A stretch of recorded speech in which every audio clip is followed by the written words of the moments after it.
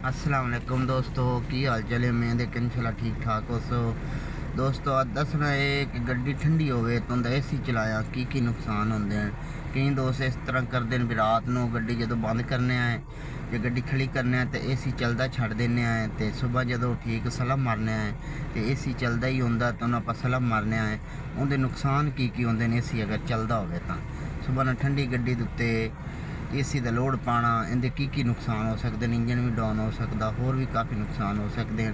तो दोस्तों वीडियो मुकम्मल वेख्या जे तो अज इंशाल्लाह दसना है। गड्डी हुण बंद है, आप सलम मारना है। इनकी ब्रेक आप प्रैस करके देखो ब्रेक इनकी प्रैस की सलफ न एक बार प्रैस किया तो गड्डी स्टार्ट हो गई। हुण तुसीं चैक कर लो एसी इनका बंद है। इत्थे एसी इनका बंद किया होया है क्योंकि गड्डी ठंडी का एसी चलता होवे ना तो नुकसान पता ही की होंदा है कि हुण इहदा एसी चलाना तो वेख लो गड्डी की आवाज़ चेंज हो जासी। गड्डी की आवाज़ किहड़ी ना ज़्यादा हो जासी।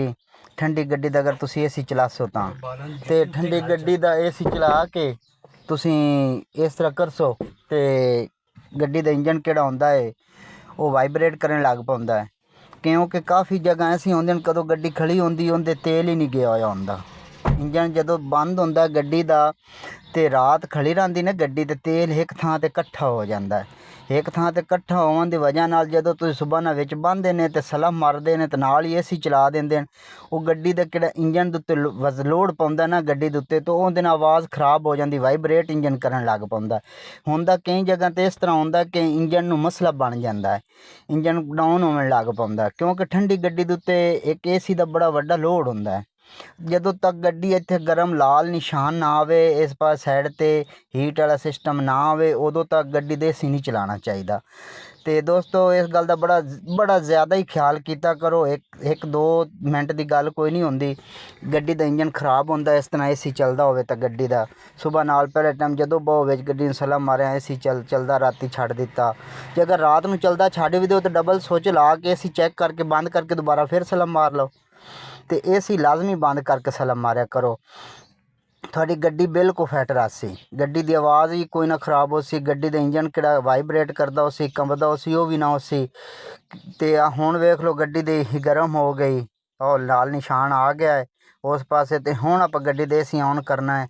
हुण आप गड्डी दे एसी ऑन करसा तो गड्डी दे उत्ते लोड नहीं पाउणा, इंजन उत्ते लोड नहीं पाउणा। हुण गड्डी दा एसी आप ऑन करना है तो RPM भी तुसीं वेख लिया इत्थे ही उसी RPM उत्ते थल्ले नहीं उसी वेख लो RPM उत्थे ही खड़ा होया। ठंडी गड्डी दे एसी चलासो तो RPM वध जासी। तो इस गल का दोस्तों मजीद ख्याल किया करो। ठंडी गड्डी का तेल थल्ले इकट्ठा होया होंदा है। कई ड्राइवर झटकियां नाल रेसां देंदे ने इस तरह इस तरह पैरां नाल रेसां देंदे ठंडियां गड्डियां नूं। वो गड्डी भी जदों ठंडियां रेसां देवन दे वजह नाल गड्डी दे आवाज़ भी खराब हो जाती तो गड्डी दे किहड़ा है इंजन दे उत्ते भी बड़ा मसला पाउंदा। कई जगह ते तेल नहीं गया होया होंदा तो किहड़ा कई जगह तेल नहीं गया होंदा, बड़ा नुकसान होंदा है। तो मैं दे वीडियो तुहानूं चंगी लगी हो सी तो वीडियो नूं लाइक कर दिता करो तो बैल आइकन नूं प्रेस कर दिता करो। ओके, अल्लाह हाफिज़, मिलने फिर अगली वीडियो दे विच।